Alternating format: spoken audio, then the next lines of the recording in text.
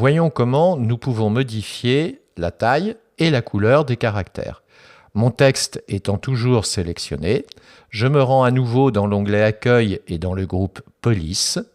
À côté de la liste des types de caractères, du nom des polices, je trouve une liste déroulante, que je déroule, qui permet de choisir une taille de caractère. On dit souvent un corps de caractère.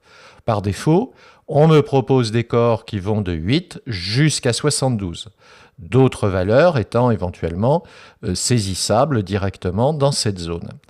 Lorsque je descends cette liste avec ma souris, je vois de façon interactive le texte s'adapter à cette nouvelle taille.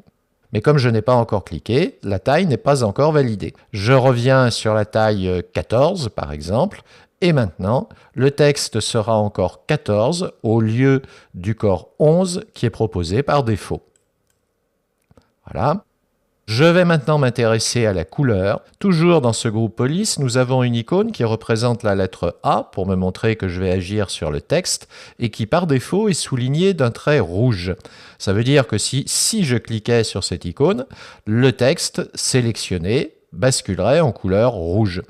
Je vais par contre développer le petit index qui est à côté de la commande avec la lettre A. Je développe une palette de couleurs et au lieu du rouge, je vais choisir par exemple une couleur verte. Le texte bascule en couleur verte et vous observez maintenant que par défaut, la commande de la lettre A proposera, si on la clique directement, la couleur verte à la place du rouge qui était la couleur initialement prévue.